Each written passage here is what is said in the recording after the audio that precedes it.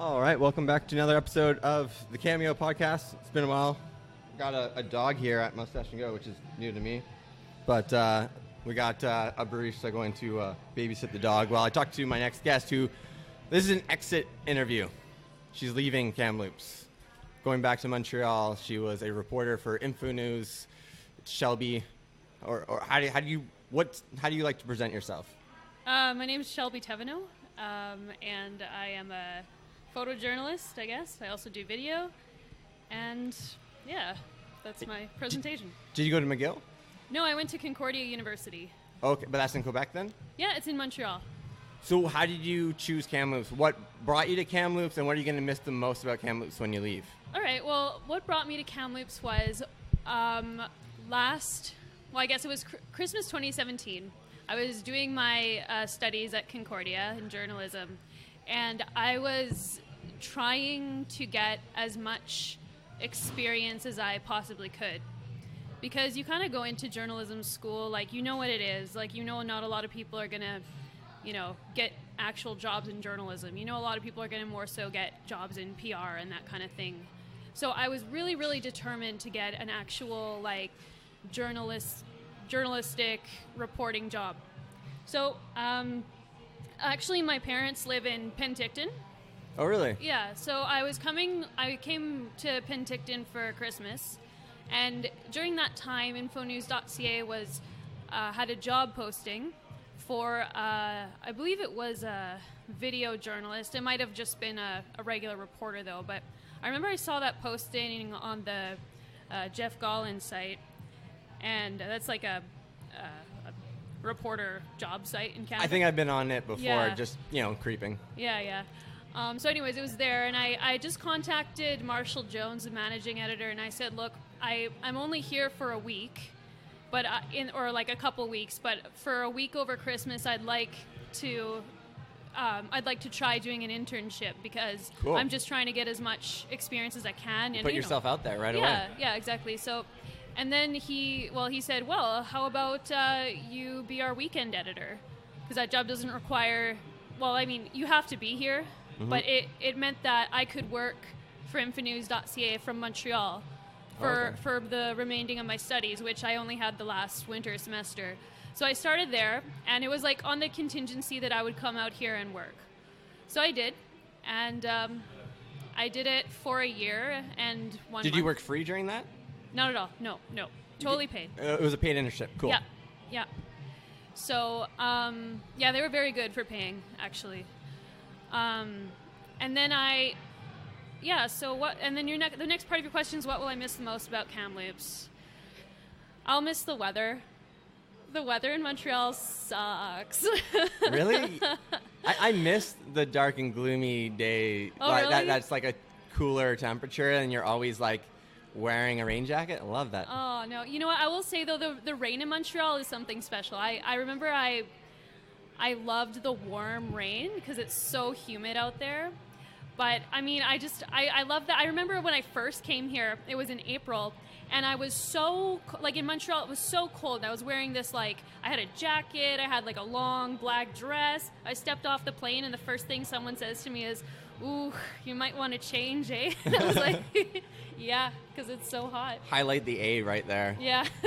The Canadian We the North, I don't know, I have a lot of weird theories and conspiracies about We the North right now. Oh, really? Yeah, I think it's...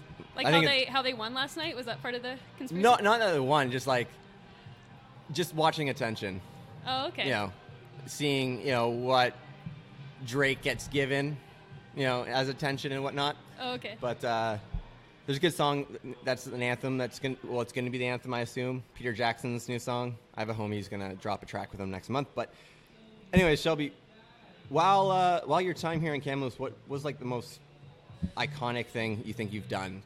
What's going to stand out to you that when you go back to Montreal and someone's like, oh, how was Kamloops? What do I got to do? And what are you going to tell them? I don't know. I'll probably just tell them how much fun I had with the job.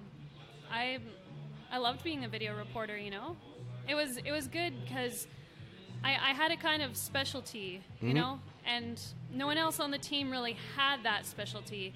and that felt really special. But I felt at the same time I wanted, and I still want, to kind of be around more mentors, maybe. Yep. You know, like people who are at the next level and stuff, because I still have so much to learn too. Like, yeah, you're at the base of the mountain. Yeah, this is literally my first job out of university. That's you know? crazy. So I have so much to learn, and I just want to keep learning. That's all. What are 3 things that you try and like put out in the world on a continuous basis? 3 things I try to put out in the world on a continuous basis. What do you mean by that? Like what is like your mantra, right? Like for me, I have to remind myself as an alcoholic, like, you know, be authentically genuine of who I am, do That's the uncomfortable work, and accept the outcome. Yeah, no, that's good.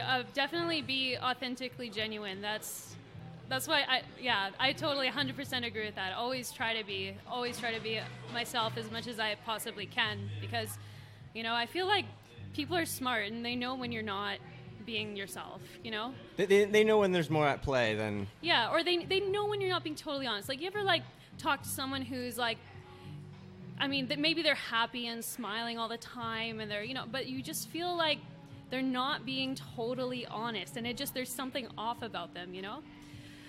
Oh, you're talking about me? No, yeah. I'm not talking about you. I'm not talking about you. I'm talking about, I don't know. I do have someone in my mind, but... Everyone has someone in my mind. Everyone actually. has someone in their mind, though, Yeah. right? It's just people just have so much struggle to understand the context of someone's life, right? I'm a big fan of Malcolm Gladwell. You know, coming from Fergus, Ontario. You know, he's half white or Caucasian, half Jamaican. You know, writes this really great book called Blink about how people make snap decisions, right? How in 3 to 7 seconds people have already judged who you are as your character. And I like to play with that. I think it's fun. But as a reporter, what do you see in this like weird social world, especially in video right now with AI coming out, where AI can create shilling accounts and make it look genuine and real, but it's not, and the information is malicious. You know, I'm really glad you brought that up, because I was listening to another podcast. Do you listen to Radiolab? I did at a time. Yeah, I was listening to a Radiolab episode a while back, like maybe over a year back, and they talked about this, like, AI stuff. At the time, there was still a lot of kind of obvious artifacts in the videos. Like you would see, say, Obama's face, but his mouth would twitch kind of weirdly, and you'd be like, okay, that's not a real thing. But what they're doing to try to mitigate that is they have these, I don't know what exactly their job position is, but it's like a sort of scientist who they can look at the file that's from, and they can tell by looking at the data and the metadata in the file that if that video's been tampered with. So I think it's always important, and even before all this, it's always important to question everything you see and everything. Yeah. But I also think we really should be promoting like this kind of work, you know? Like I feel, I mean, I'm no expert or anything, but I think that if we're gonna be facing like whatever these fake videos, we have to be you have to lean into it and do the uncomfortable work. Yeah, and you need to have like a way to mitigate that, or a way to, you know, fix a counteraction against it. So I think I don't know.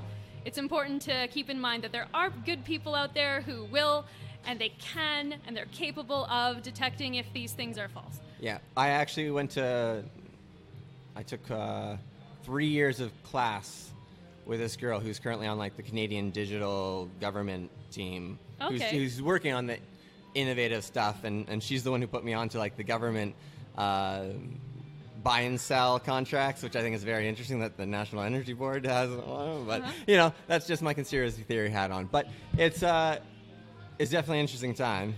We're more interconnected than ever, but also as disconnected as ever. Yeah.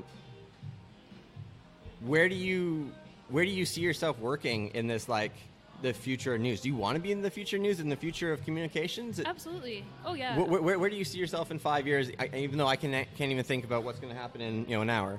Man, okay. In my fantasy world, in 5 years, I will basically be so busy but so organized and so on top of things. I will have so many projects on the go. I will be like, I'll be a superstar. I'll be a rock star. I feel like you're virtue signaling to me right now. What does that mean? Virtue signaling is it's usually supposed to be like a shaming tactic, but it's like it's a great goal. Like to have it all like mapped out like that. And well, I don't know, like anything could happen, right? Like I was even thinking on the drive here, like wouldn't it suck if I got in an accident right now, Totally. Like anything could happen, right? So I don't know, like I would like that is the goal, is to be able to do basically what I did at InfoNews, like do photography, videography in a journalistic style and get paid for it and live, Yep. I don't need to make a lot of money. I just need enough to live and feed my dog and feed me. And your dog's going back to Montreal with you? yeah. Does he or she like flying? She? No, she's like, no. I think she prefers the drive. They say the dog always chooses the person. How did this dog choose you? She licked my ears. She licked your ears? When she was a little puppy, I got the pick of the litter pretty much. There was like 5 little puppies there, and I picked each and every one of them up. And she was the last one I picked up, but she was the only one who licked my ears, and I was like, that's the one. What's her name again? Pond. Pond. Yeah. Interesting. Why Pond? Do you watch Doctor Who? No, actually. though I can understand the subculture. Okay. Well, there's just a character on Doctor Who named Amy Pond, who I named her after. And I didn't want to name her Amy because I felt if I called her in a park, there'd be like 5 girls running up to me, See, when you say Pond, like I instantly go to like, okay, there's some sort of UK monarchy connection here, and then you say Doctor Who, and it's like, okay, there we go. Oh wow, that's cool. That's cool you picked up on that. Well, you have to be on the ball, right? If you're not aware of what's happening to you, right? Like, is that really being free? Yeah. Right? Like, I think there's a lot of liberation to be found through the internet where you can speak your truth, but there's also a lot of shackles by people who might want to tell you to do otherwise, which I've definitely struggled in the last year with, but hey, whatever, fuck them. But was it you who did the funny video piece with like what's a day in the city hall like? Oh, I did what does a city councilor do? Yes. Yeah. Yeah, I remember that one. I tried to shill it out for you a little bit. Thank you. Yeah. I appreciate that. I like watching, like seeing what like the numbers of a video is, and then like strategically sharing it and see like how fast I get in 24 hours. It's just like a baseline test. Nice. But yeah, I don't know. I've never really. I need to work on my interview skills. It's been a while since I've had a podcast. Hey, that's all right. But anything that you want to like put out there that you think people don't understand about you that you just need to like put out in the world for once and just go like, hey guys, this is who I am, not this other version that you see. Yeah, sure. So actually, I guess people kind of get a little bit sketched out by me when they look at my resume because I've never kept a job for more than 2 years so far. Oh, they look at you like that. I've been a bit of a traveler in my 20s, and I've been very lucky. I've traveled all over Canada, done all sort of little jobs and contracts. So what I want people to understand about me is that, like, it may look like on my resume, I haven't done a job for more than 2 years and whatever, but I want you to know that I'm very passionate about what I do. And I really do care about doing quality work, and I care about doing work that benefits society in some way, especially like the people who don't have a voice, really. That's why I liked interviewing. Like I did in the last story I did was with Ben the Music Man. Oh yeah, I know Ben. Yeah, I really Well, Ben the trash man or Ben the music man? no Music Man, but I did interview Ben James too, but like Okay. him too, like Ben. I don't know the music man then. I know Ben James, the trash man. Yeah, Ben the Music Man. He has this 4-wheel mobility scooter, and he goes around town. Oh, playing them. I know him now. Yeah. Yeah, he dances in front of. Yeah. Okay, I Downtown. know who he is. I never knew his name because he's going so fast you can't really ask him. Yeah. So he's yeah, exactly. So you don't get to talk to these people all the time, you know. And I think it's important, especially in a small community like Kamloops, to talk to these people and like get to know who they are, because you might walk by them and you might judge them, and you know, and this way, like if you get to talk to these people and you give them a voice, to give them a chance to say who I am, and actually just give them the chance to answer the question you just asked me, like what's something you want people to understand about you, then I mean, to me, that's something that betters society, you know? Yeah. That helps people to, I don't know, maybe I hope, not always, I mean, there are people who just don't listen, but I hope it inspires some compassion, you know? from Compassion people. and empathy. Yeah. It's kind of been replaced by apathy these days. Yeah. Which Yeah. I know personally, but hey, it is what it is. But yeah, it's crazy to see the change though of the North Shore. Like we're in Mustache and Go. I used to be always in Redbeard, right? Just in the short time that you've been in Kamloops, you probably have seen it like blossom, Oh, absolutely. like crazy. Where do you predict Kamloops is going to see, something exciting happen? Like, do you think it's going to be a sports thing? Do you think we're going to get a performing arts center? Do you think it'll ever happen? Okay, why don't I just tell you what I know? Okay. The Performing Arts Center is meant to cost $70 million. And Mr. Fawcett generously gave $10 million. He's Kelson Group, right? Yes. Yes. There is still $60 million to get from somewhere in order for us to get a Performing Arts Center. Yeah. So I've heard, musings of people saying, "Oh, I'd like to get it done before the next municipal election," and if we need that's so short-sighted. If that's true, then we need $60 million. I can't stress that enough. $60 million in 4 years.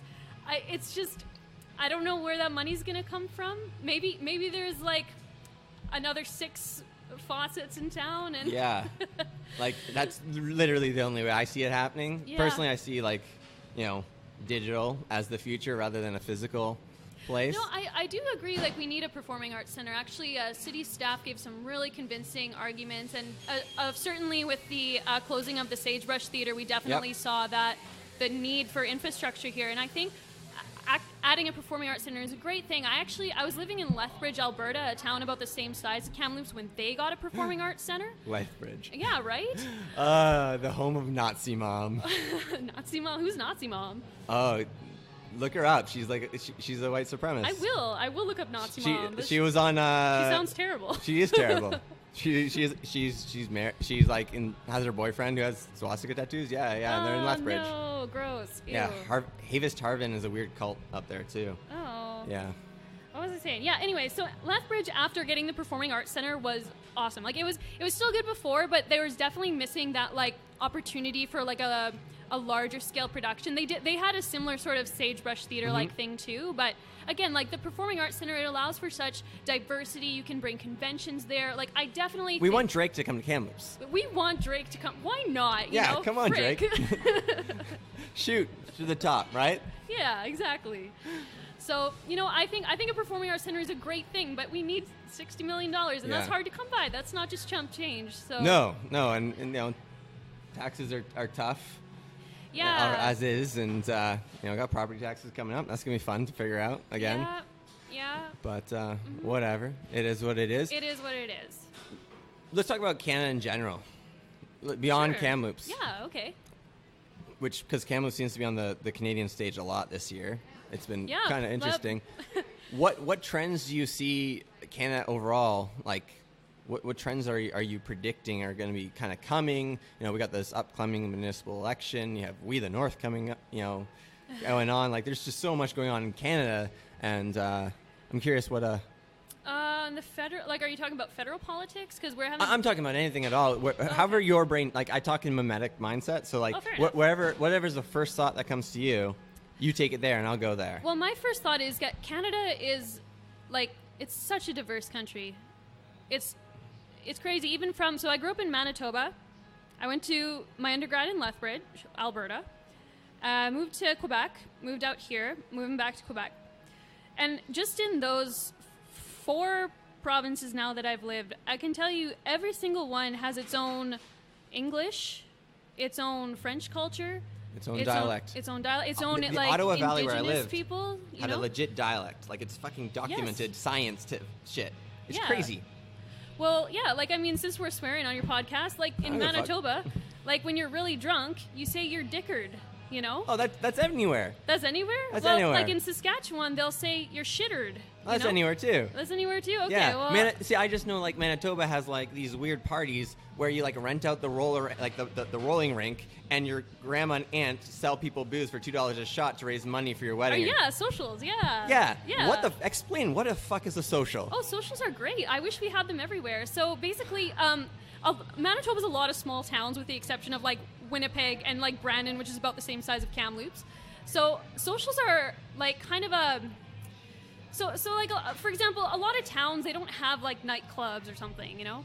Or if they do, they're kind of like, you know, not everyone wants to go there. And the thing about Manitoba is because it's so small, it's so tight-knit, everybody kind of knows each other. Or at least everybody knows somebody who knows everybody, you know? Mm-hmm. So socials are your bride and groom, and you want to raise money for your wedding because weddings are expensive. Yeah.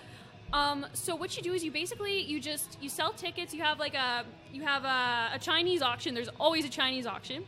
What is a Chinese auction? It's basically where businesses and families will donate items. Like, you can get TVs. You can get, like... Do you mean a silent auction? I don't know. Do you call it a Chinese auction? Is that what it's not? Like a silent auction when you, like, write your bid and put it in the slip and walk away? No. You just write in your name. Yeah, and you just drop it in. Yeah. It's called silence auction. Like, do you make a bid for, like, I'll pay this much? No. You buy your tickets and you put them in. This is like grade school auction style. Like, you buy 10 tickets for $10, and then it's odds of probability. You can put them all in the one or okay. I'm sorry if that's not politically correct. I just realized that. I've never heard that term. Yeah, see, there you go. Like, that's the cultural thing, and yeah.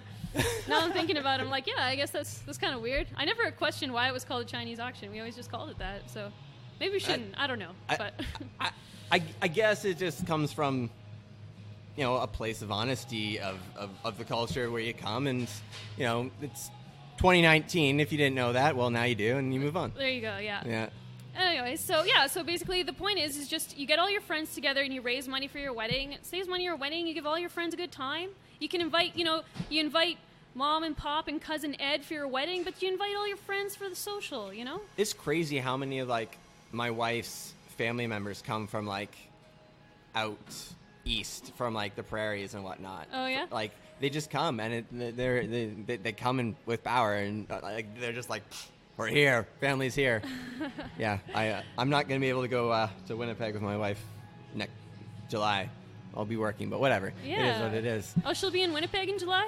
I think she'll be going for a couple of days to go see some family there, and I'll keep working and keep hustling. The baby can go meet some of its family. Yeah. So, got family all across Canada. Like, it's crazy. Like it's what? How big is Canada? Like, it's been 3,000 and 4,000 kilometers. I don't know. I don't know. It's big. I'm bad at geography. Big, yeah. But, like, you just named, 4 different provinces you've lived in. Yeah. That's crazy. Yeah, it is crazy. What's been your favorite province? Let's pit them against each other. Oh, that's so hard. BC has the best weather, hands down. Most beautiful mountains. Although, I have driven the Trans-Canada before. Mm-hmm. And there's also a section in kind of northern Ontario where it's not mountains, but it's like plateaus. That's the tundra. The northern tundra. The Canadian Shield? Canadian maybe? Shield? Yeah, one of those two. Yeah. It's been a while since I've done grade 4 geography. Yeah. So, it's very beautiful. My favorite, though... Oh, it's hard. It's for different reasons. Like BC, I definitely love the weather the best. And I think I loved my lifestyle best in Quebec. It's really cheap to live there, actually. Really? For example, I'll give you an example. Like when I lived, my apartment in Montreal was about the same size as mine in Kamloops, but I paid $500 for it, and it was detached from my landlord. The one that I was here was shared with the landlord, and it was $700. So that's super weird because, like, basically Quebec is the starting point of Canada. Like, you would think the oldest places in Canada would be the most expensive. Yeah, no, it's really like reasonable to like. You pay a lot of taxes, but for example, they don't have this daycare problem that they have in BC. Like in Quebec, the daycare is subsidized, so you pay a lot of taxes, but you get a lot of good services too, and then your cost of living is so cheap. But you also have, like Maxime supporters in Quebec, so there is a lot of far-right political movement in Quebec. But there's also a lot of Antifa movement and a lot of, there's also a lot of pushback too. So you're right, like Quebec is a really political province, and it's really exciting to be a journalist there. There's, like in Montreal especially, there's always like something going on. There's always a protest. There's always like some group fighting another, like it's intense, really intense. And there's a lot of history with police and like the Montreal police and journalists and students there. It's a really exciting place to be for that. So maybe another reason why I'm going back, Yeah. Yeah, I just, Do you have a job lined up there already, or you're just like... I have a number of options, I'll say. I'll leave it at that for now. Like, I don't have anything concrete, but there's a couple of things I want to explore, and I'm not too worried about it. Like, I think it'll be good, but I'm a catastrophizer, so I'm always thinking of what's the worst possible thing that could happen. And the worst possible thing that could happen is I don't find a job in Montreal at all, which, hopefully doesn't happen, but it's a possibility. So even if it does, though, like, there's always other places to work. Yep.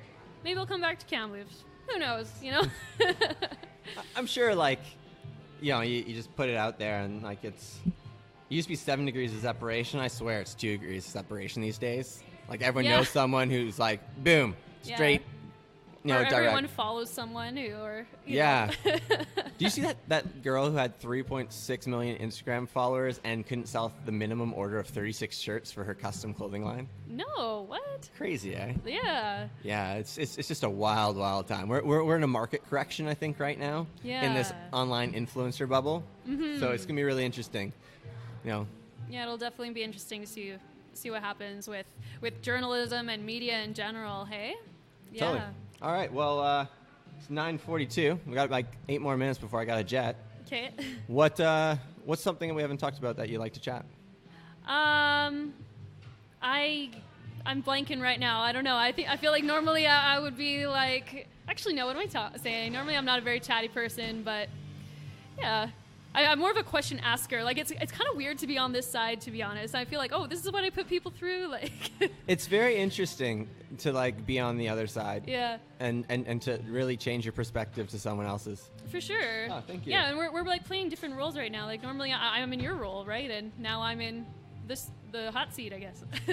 I don't know if I guess I would want you to put me in the hot seat if I said something that deserves hot seat, right? Like I guess it's more of like a equal playing field, right? Like it's a coffee shop. It's not like I don't have hometown advantage, really. Like I'm not from here, right? Oh, really? Where are you from? Cambridge, Ontario. Ontario. Yeah. KW, home of BlackBerry and all them. So, nice. Yeah. Where's that? Like an hour south of Toronto. Okay, yeah. Yeah, I won't be going by there, I'm afraid. But No.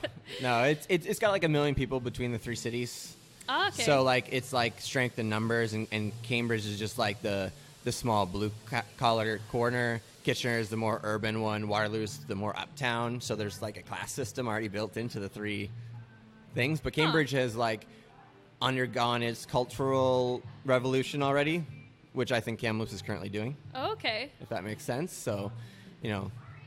Yeah. But where can people find or follow along with your journey? Oh, yes. So my Instagram is at Thevenot Photo. And How do you spell Thevenot? Thevenot is spelled Thevenot. Photo. Okay. Yeah. Should make a simpler one. or you have like a dummy account for like a very simple one that just redirects. Yeah, everyone has such a hard time with my last name. It's French, but what does it mean? It doesn't mean anything. It's just a French last name. Really? Yeah. Interesting. Yeah. It usually has some sort of like. Well, meaning. like the word like thé is derived from the word for tea, and they think like the word for wine, which is like vin. Yeah.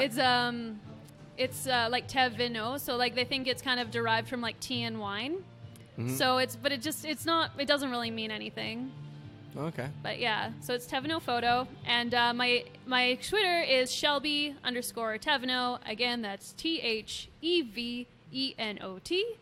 But if you really want to support me, it'd be great if you could head down to The Art We Are and buy one of my postcards and send it to all your friends all over the world. That'd be great. You have postcards at Art We Are. That's cool. Yeah, they're the ones that I have my name and stuff on the back, so yeah, just peruse them and buy them, send them to all your friends everywhere. They'll appreciate it. They'll love you for it. Are they photos or are they drawings? Yeah. So they're photos you've taken of Kamloops, or where are they from? They're from Kamloops. It's like a picture. I had a friend kind of face away, and I stood on top of the Riverside Park Pier, and I was looking down on him, and it looks like a person. It was like early spring, so it wasn't quite risen yet, and he was standing on a rock, and it's basically just a person like looking out onto the river, and then it's very nice. Yeah. Awesome. Well, thanks for meeting with me. I know you're running out the door basically when I connected, and I'm gonna have to run out the door now. Thank you so much for having me. Seriously, Nevin, when I moved here and I found your podcast, I thought, wow, like if I ever get to be on like Cameo podcast, it must mean that I did something in Kamloops. So Nah, it just means people have something I want to know. There you go. I appreciate it. So anyways, I'm going to leave it there. Please consider subscribing if you're new. Join the community on whatever social platform uses hashtags. And peace out. Cheers.